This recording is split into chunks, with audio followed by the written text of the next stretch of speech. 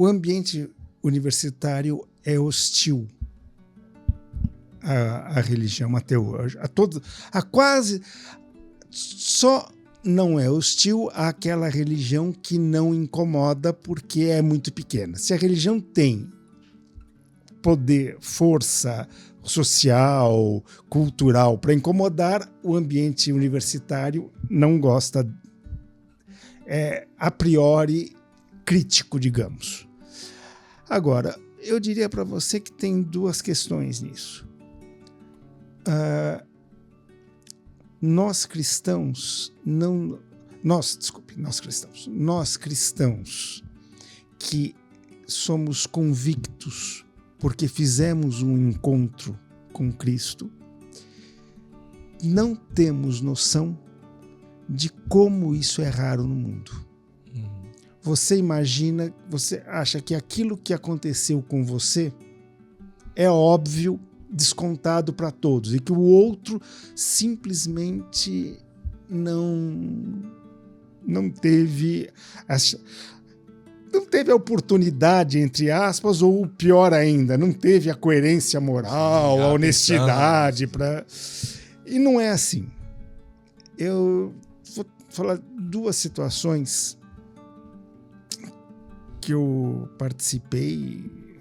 Uma até não sei se era muito certo falar isso publicamente, mas vou falar, acho que tudo bem. O Santo Flow ajuda, vai. Não sei que santo é esse, mas o Flow ajuda. Muito bom. Mas é o seguinte, dois grandes encontros que eu participei da mesa na PUC. Assim, auditório de 200 pessoas, lotado. O primeiro que eu vou comentar era convocado pelos coletivos feministas da PUC para falar sobre aborto. E me convidaram. Eu preparei uma colocação que eu achei que era bem pouco católica, sabe? Para não dizer que estava... Minha questão é defender a vida, não é defender o catolicismo. Tá lá, preparei lá. Quando eu cheguei, a menina que me havia me convidado veio branca falar comigo. O senhor está aqui? Falei, lógico, eu tô. Você me convidou. Falei que eu vinha, por que eu não estou? A gente achou que o senhor não ia ter coragem de vir. O senhor sabe que aqui todo mundo é hostil e vai atacar o senhor, né? Muito... Tadinha, sabe? Você percebia que ela estava triste. Puxa, ele foi tão simpático, tão legal e vai apanhar para chuchu aqui. E de fato, eu tinha levado a minha esposa quase que numa hora. Eu falei, olha, gente, se vocês me matarem aqui, tem pelo menos uma mulher aí no auditório que vai sentir falta. Pelo menos uma. Então, por favor, vai devagar. Então, começamos, fizemos. Vieram as perguntas, todas muito agressivas para mim, mas o que me impressionou, de repente, é que eu tinha um auditório com uma centena de jovens, de mulheres jovens, e o que eu me perguntava a partir de uma certa fase era: quem foram os homens cafajestes que essas mulheres encontraram? Porque em todas as ocasiões, todas elas, as colocações, antes de eu ver uma pessoa que queria me atacar, ainda que o discurso fosse agressivo, eu via uma pessoa que tinha sido profundamente machucada por algum homem. E que me diziam, você fala disso, mas é porque você vai deixar uma mulher sozinha quando ela mais precisar. Você vai trair também uma mulher, por isso que você está falando isso. No fundo, então, essa é uma situação que, para mim, é muito paradigmática. A gente não tem noção do vazio existencial, da dor, da omissão que nós, às vezes não, quase sempre sem querer, ou porque a gente não se deu conta, ou porque a gente imaginou que deveria falar com aquelas pessoas de uma forma que não era a forma ideal. Mas o fato é que existe um vazio. E daí, o vazio, essa ideia, você fala que você tem uma esperança, mas você me traiu. Como é que você quer que eu acredite na esperança? E nós não fizemos isso porque queríamos, mas é um fato. Essa é agora uma segunda coisa. Uma outra vez era uma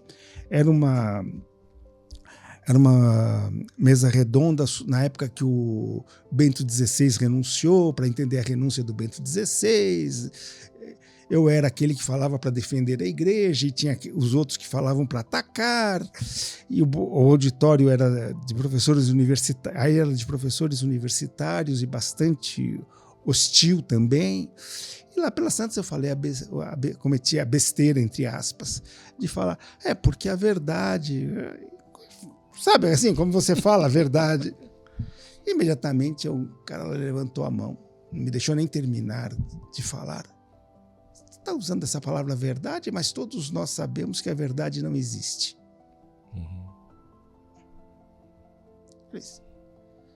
Então, um momento. Se eu te provar que a verdade existe aqui e agora, você aceita os meus argumentos?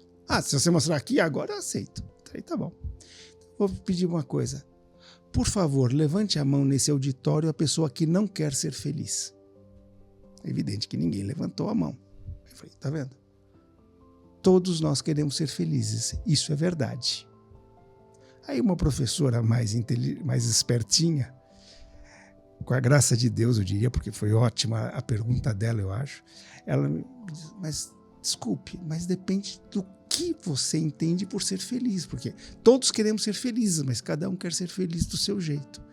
Falei, justamente, concordo plenamente com a senhora.